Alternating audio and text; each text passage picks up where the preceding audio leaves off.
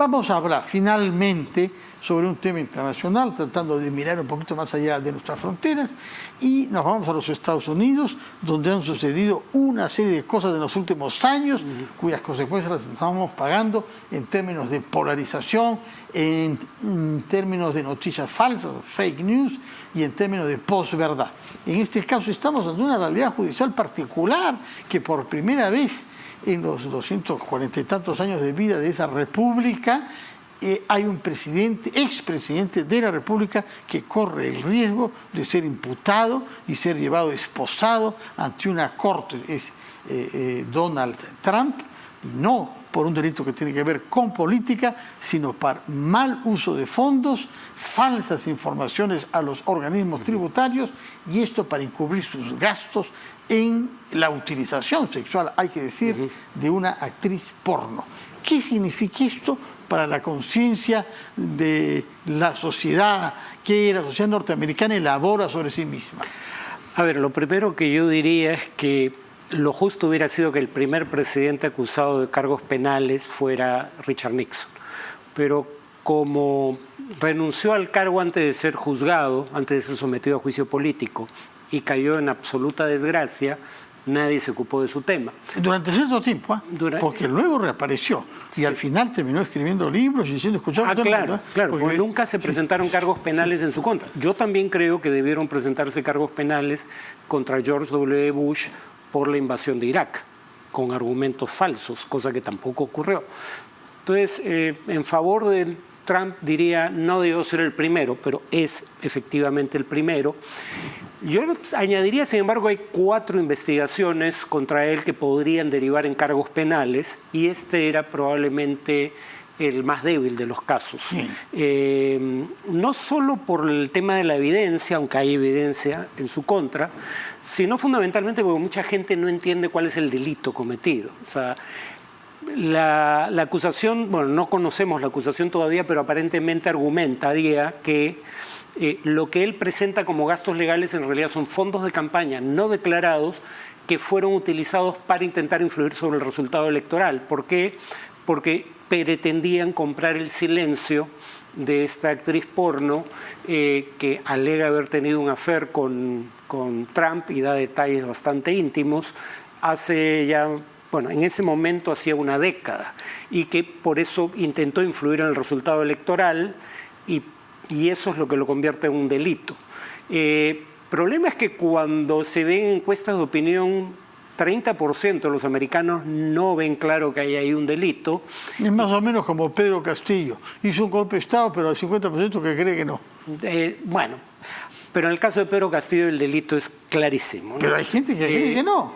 No, claro, pero digamos, lo que pasa es que incluso aquí, acá es más fácil argumentar que eso no debiera ser un delito, porque él alega que uno no lo hizo con fines electorales, sino para que las revelaciones no dañaran el bienestar de su familia, ¿no?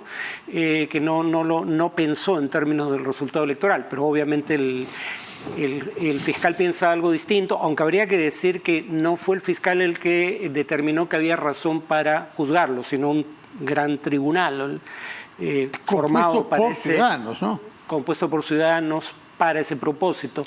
E incluso entre quienes creen que lo que hizo es un delito, hay quienes creen que es peccata minuta, que no es un delito grave. Entonces, políticamente a lo mejor hubiera sido que no lo acusen, pero si lo iban a acusar, políticamente lo más conveniente era empezar con esta acusación, que es probablemente la más débil de todas. Ahora, él ha anunciado que va a presentarse ante el tribunal de Nueva York, pese a que el gobernador de la región donde él vive, DeSantis, que es su rival en el interior del partido, dijo que él no lo entregaría. Yo todavía tengo mis dudas, porque ya muy pocos recuerdan que no sería la primera vez que Trump comparezca ante un juez. Y la primera vez que lo hizo, su desempeño fue penoso, ¿no? O se acogía a la quinta enmienda para no autoincriminarse, o no recordaba los hechos, o balbuceaba y decía incoherencias, porque claro, él es muy bueno, digamos, frente a audiencias rendidas ante un discurso que él controla de cabo a rabo. Aquí va a tener que responder a preguntas incisivas de un fiscal que quiere acusarlo de un delito. En ese tipo de circunstancias Trump no es muy bueno. Entonces, yo todavía tengo mis dudas. Digo, tal vez se presente, pero cabe la posibilidad de que, dado que ha dicho que estos son cargos políticos y no realmente penales, cabe la posibilidad de que, dado que su domicilio legal está en la Florida y el gobernador de la Florida ha dicho que no le entregaría en caso de ser requisitoriado por la justicia de Nueva York, cabe la posibilidad de que no se presente también. Bueno, lo veremos en los próximos días. Sí. Lo que sorprende, sin embargo, es que sigue siendo una fuerza política en su partido y sobre todo en medios conservadores y hasta cristianos fanáticos. Cierran los ojos frente a la gravedad de las acusaciones desde el punto de vista, al menos, por lo menos, de la ética cristiana, ¿no? Bueno, claro, o sea, primero tiene una esposa a la que exhibe como un trofeo, virtualmente nunca habla en público, y una de las pocas veces que lo hizo terminó plagiando un discurso de la esposa de Obama, porque alguien más lo preparó para ella, ¿no? Y aún así le es infiel con una actriz porno, ¿no? Vaya uno a saber cómo eso calza con su imagen de defensor de valores tradicionales. Cuando se le pregunta eso a algunos conservadores evangélicos en Estados Unidos, su argumento es compararlo con un personaje bíblico cuyo nombre no recuerdo, que si bien era un personaje moralmente tan falible como Trump... Bueno, el rey David, ¿no? Bueno, el propio rey David. Que le roba la esposa al general del ejército Urías y lo manda a matar por los enemigos para quedarse con el Pero era el elegido de Dios. Dios lo eligió para Vaya. Bueno, ellos no hablan del caso específico del rey David, pero sería un equivalente, ¿no? O sea, finalmente hizo lo correcto, aunque él no fuera la persona más adecuada para la función, digamos, ¿no? Y parece claro que va a ser el candidato republicano eventualmente contra Biden, que anuncia también que se quiere presentar. Va a ser una disputa entre un hombre de 78 años, Donald Trump, y un hombre de 82, 83, Joe Biden. Estamos ante edades. Sí, aunque creo que lo más probable es que Biden intente ir a la reelección, todavía no lo ha anunciado formalmente, pero por ejemplo hay indicios de que estaría pensándolo. Una de las cosas de las que lo acusa la izquierda de su partido es que se ha moderado o ha adoptado políticas más parecidas a las del propio Trump, por ejemplo en materia migratoria, para cubrir los flancos por donde alguien como Trump lo podría atacar. En el caso de Trump, sin embargo, yo creo que hay el riesgo de que casos como estos lo ayuden electoralmente, por lo menos en las primarias republicanas, no en las elecciones generales, en un contexto en donde había mucha gente en el liderazgo republicano y entre los donantes para campañas del Partido Republicano que querían lo que ellos llaman en inglés MAGA without drama, o sea, hacer América grande nuevamente, lo que significa el acrónimo MAGA, pero sin tener que estar sometidos a escándalos constantes producidos por un personaje tan díscolo como Trump. Y ese personaje, una suerte de trumpismo sin Trump, era DeSantis. Yo creo que tenía una buena oportunidad de ganar, pero ahora, curiosamente, los republicanos, porque el 80% cree que los cargos tienen motivación política, incluyendo a DeSantis, han cerrado filas detrás de Trump y nuevamente Trump absorbe toda la cobertura mediática. En todo caso, lo que usted dice confirma que estamos ante una sociedad tan polarizada que ya no hay verdad y no hay razonamiento judicial objetivo. La verdad es lo que me conviene creer y la verdad es lo que conviene a mi candidato y al campo con el que me edifico. ¿Cómo hemos llegado a esto? Así no era Estados Unidos antes.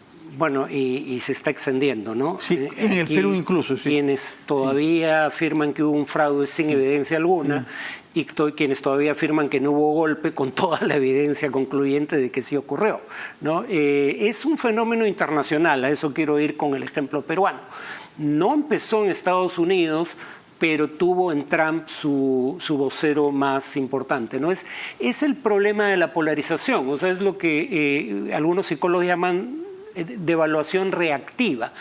Tú no evalúas una propuesta por el contenido de la propuesta, sino por la identidad de quien lo propone. Si quien lo propone lo consideras un enemigo existencial, no importa lo que diga, no lo vas a aceptar.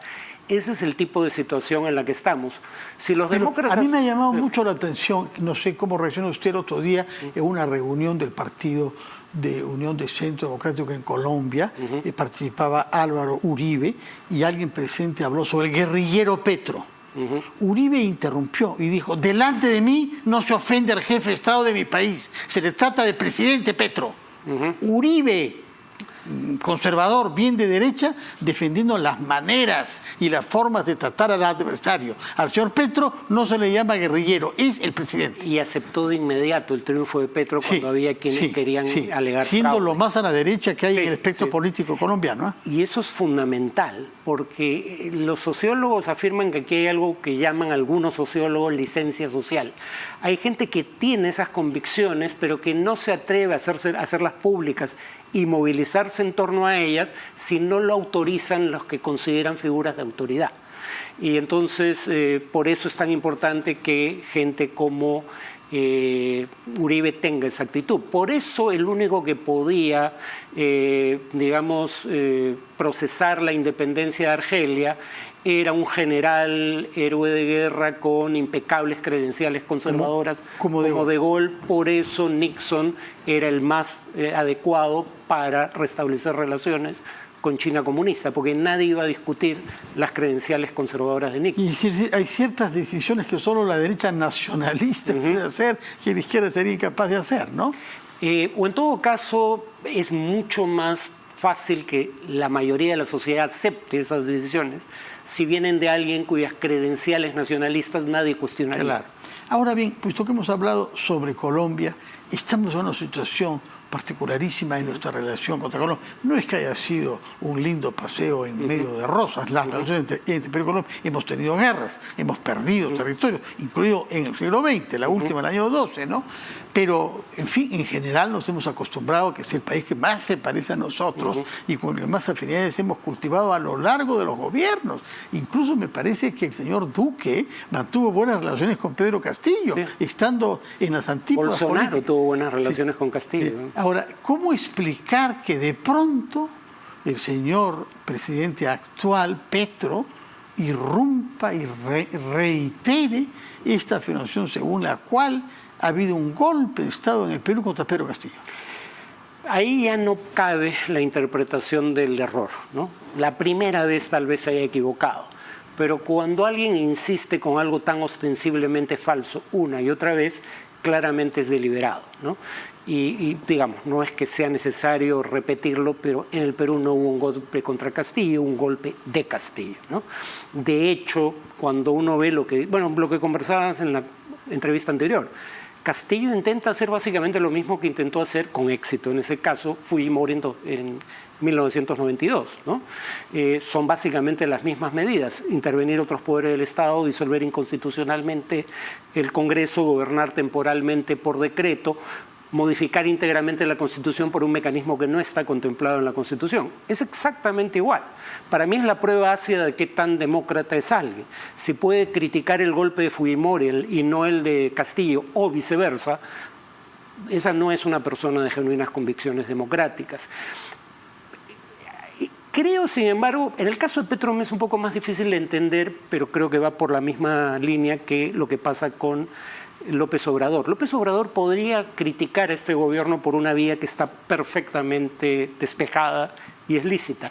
Hay lo que equivale a una cláusula democrática en el acuerdo marco de la Alianza del Pacífico, porque el acuerdo marco establece en ese artículo, creo que es el segundo, que para ser miembro de la Alianza es esencial, es la palabra que se usa, tener un régimen democrático con división de poderes, con pleno respeto a los derechos humanos. ¿Por qué no van por esa vía que sería la vía lícita para criticar a este gobierno? Básicamente porque si vas por esa vía, la situación en México es aún peor que en el Perú. López Obrador está intentando controlar el Tribunal Electoral. La situación de los derechos humanos, no solo con López Obrador, esto viene de 2006 cuando menos, pero la situación de los derechos humanos en México es mucho peor que en el Perú.